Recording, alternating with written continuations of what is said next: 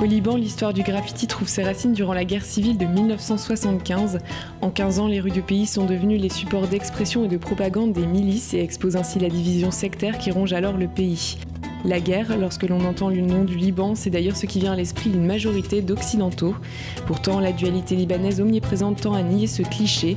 Musulmans et chrétiens, auteurs et plages, vandalisme et street art, les bombes de peinture ont pris le pas sur les armes de guerre. Pour Éric Brugier, collectionneur et expert en street art basé à Paris, le Liban est une enclave de paix dans une région en guerre où l'art de rue trouve aisément sa place. Selon lui, les Proches et Moyen-Orient constituent une source d'inspiration sans fin pour les street artistes de la région. Vous avez une espèce de guerre de religion totale, enfin, en plus de mon point de vue européen. Et effectivement, vous avez après l'engagement de différents artistes urbains qui s'engagent sur leur point de vue de ce qu'ils voient à l'extérieur, ce qui n'est pas évident. Vous avez Banksy qui est intervenu là-bas pour donner son point de vue, mais vous avez plein d'autres artistes qui peuvent donner un point de vue différent. Je pense que l'art urbain permet d'exprimer une opinion qui est visible par beaucoup de gens. L'art déborde aujourd'hui des musées pour se loger sur les murs des villes. L'art pour tous, l'art sans prix, la réflexion à portée de regard, voilà l'essence même du street art. Des messages délivrés sur les murs, oui, mais pas n'importe comment. Voilà la grande différence entre le vandalisme et le street art. Juste écrire des mots, c'est juste un message. C'est quand il y a une transcendance que ça devient de l'art. L'art, pour moi, amène une fenêtre ouverte sur une espèce de liberté. Et c'est un domaine dans l'art où il y a de la liberté. C'est-à-dire, on peut être contre Trump, on peut être pour Trump si on a envie. On peut exprimer un message. On peut être féministe, on peut être anti-féministe, on peut aimer les chats, on peut être pour les chiens, on peut faire comme on veut. C'est-à-dire, vous avez vraiment un espace de liberté, ce qui n'est pas le cas socialement. Oui, alors on peut dire que c'est vulgaire ou vulgarisé, ou parce que c'est dans la rue.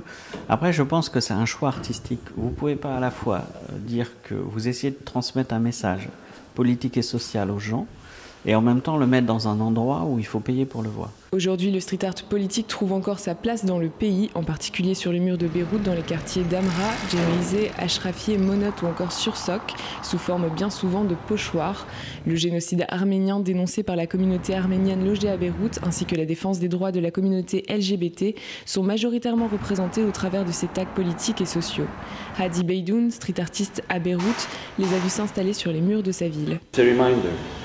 You see, the Armenian people never forgot what happened, just like the Jewish people never forgot what happened. So, and they are building a country, and they are aware about it, and they are working for it. And I see them also. You could think it is, a bit extreme. You could think it's more fanatical, but we cannot judge because we do not come from that background. I think it's a good thing, reminders, as long as it's not advocating violence. It's not, it's only people reminding the world of their tragedy and that they need to get their rights back. The word graffiti actually means to graft. It's like scratching, scratch. It's from Italian origin. And it has always been associated with political / social messages. People who don't like, let's say, the ruling class of the time, they would express their anger or another point of view publicly on a wall or something scratched, engraved, painted. But of course, it evolved with time. But graffiti is art for the masses that reflects the current status quo. It could support it, it could oppose it, it could even be a psychological message. It depends on the state of mind, the artist. Les cratères sur les murs, réminiscence de la guerre, se font matière première pour les street artistes de la ville, qui se focalisent bien plus sur l'esthétique dans leurs œuvres contemporaines. De Djemilzé à Monot, Hadi Beydoun colore les murs, lui, depuis 1993. I had my old studio, a very small place in the back of the building, like a parking lot. And I had this, the first piece I ever did was this little column. It wasn't too big, like maybe 30 centimeters by 15 meters or something like that. And it was the first time I experimented with painting on a wall, concrete, because all my life I've been painting on t-shirts and paper and stuff. So that was the first thing. And then I did a bigger piece inside my studio on the wall. And this piece opened the door for me with an advertising agency. Yeah, to do something, that was in 1999. To do a mural which was 5 meters by 3 during an event, which was very cool, actually. And this one opened the door for me to do another huge mural, like 15 meters by 10 meters. And then this opened the door for me to get through so many pubs and restaurants.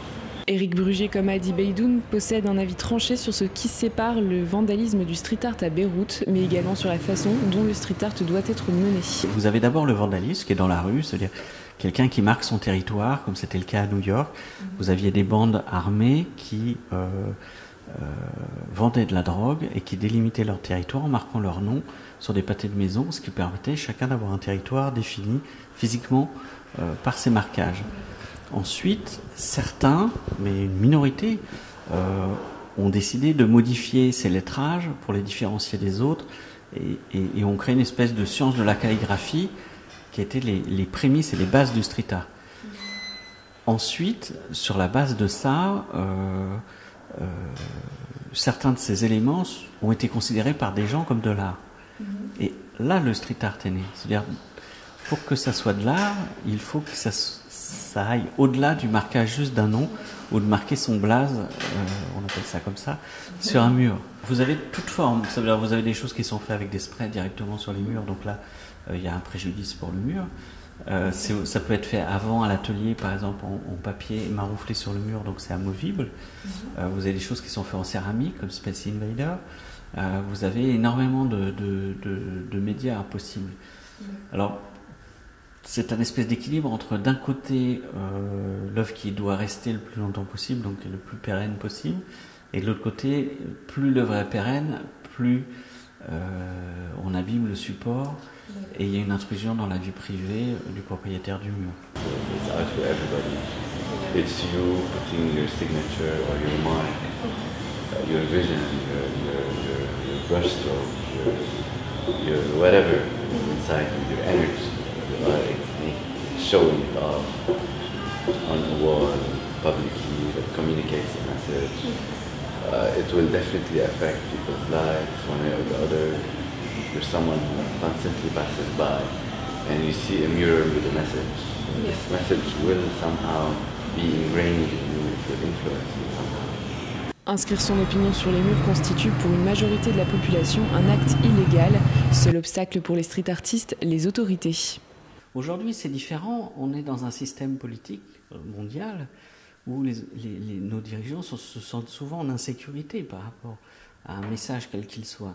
Du coup, les artistes s'expriment dans la rue. Mon positionnement, ainsi que pas mal de collectionneurs, c'est de dépasser ça en disant que l'art appartient aux gens et au peuple et que nous sommes des adultes et capables de gérer ça nous-mêmes. Les institutions vont délivrer un message très politiquement correct, partant du principe qu'il ne faut surtout pas remettre en cause un quelconque pouvoir en place, surtout le leur.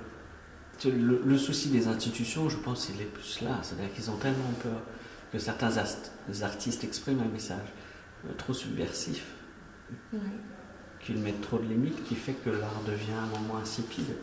C'est un peu comme le thé, si vous enlevez la théine, la couleur, le sachet, le machin, le truc, à un moment vous avez que de l'eau chaude.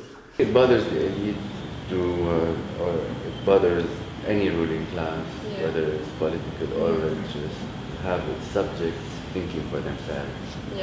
And this idea of free thought, you can never control someone who thinks for himself. You can only control someone who doesn't know how to think, or who is easily influenced by what you tell them. So, and graffiti is a public expression of free thought. It's always associated with vandalism and destroying public property. It could be if it's something ugly or something not well done, probably. But if it's, like here in Beirut, we have the luxury of, we have lots of old buildings, lots of ruins, fences. There's little nature around, so graffiti adds a sense of light and color. And we don't face many problems here, like hardly ever with the authorities. Just get a permit from the local baladi. Is it easy to get one? Depends who you know. It's always a matter of connection. Okay. You can always do it like quickly, like run and hide. Okay. You can. It's fun. Pourtant, à Beyrouth, l'art de rue a brigué sa légitimité auprès des autorités. Plus esthétique que politique, le street art à Beyrouth est un luxe gratuit dans une ville où tout pourtant se monnaie. L'art de rue requiert toutefois de l'expérience. Ouvrir la voie du street art aux enfants par son enseignement, c'est la mission que s'est donnée par exemple Romero Brito, pop artiste italien en visite à l'école élémentaire mixte d'Achrafieh le 21 avril 2017. Une vision positive, des modèles inspirants et l'art peuvent avoir un impact important sur la vie des enfants. Une initiative qui souligne une fois de plus la proximité entre l'art et la population beyroutine dès le plus jeune âge, dans la rue comme dans les écoles. De plus, l'art de rue n'est pas à la portée de tout le monde seulement visuellement. En termes de moyens de réalisation, le street art est loin d'être onéreux. Les outils dans l'art urbain sont beaucoup plus simples en fait, ce qui fait que c'est beaucoup plus facile de sortir du moule. Dans la rue, comme l'espace est public, vous pouvez décider de vous autofinancer le projet à 2-3 euros, vous pouvez faire une collecte autour de vous et récolter, on va dire 100 euros, ce qui va vous permettre de faire déjà une fresque de 15-20 mètres carrés, donc avec un vrai message. Vous trouvez un mur, ça peut être ou public ou privé, mais vous pouvez trouver tout à fait des copains qui ont un mur qui vous le prêtent. Et vous pouvez afficher un message pour une centaine d'euros. Et quelques heures de travail. Depuis quelques années, un style nouveau a trouvé sa place sur les murs de la ville, le calligraffiti. Ali Rafei, Mohammar et Omar Kabani Dachakman ou encore Yazan Alwani, tous artistes locaux, en ont fait leur spécialité. Mêlant calligraphie et dessin à la bombe, leurs œuvres surprennent et embellissent les murs de Beyrouth. Yazan Alwani met en lumière pour sa part des personnalités locales. Malgré les ruines et vestiges de la guerre civile, Beyrouth garde de sa superbe au travers des graffitis qui ornent ses murs. Des immeubles aux escaliers d'Achrafieh, Beyrouth constitue une bulle d'art et de liberté en termes de dessin à la bombe. L'art pour tous, l'art partout, Beyrouth sous les bombes n'a jamais été aussi belle à arpenter.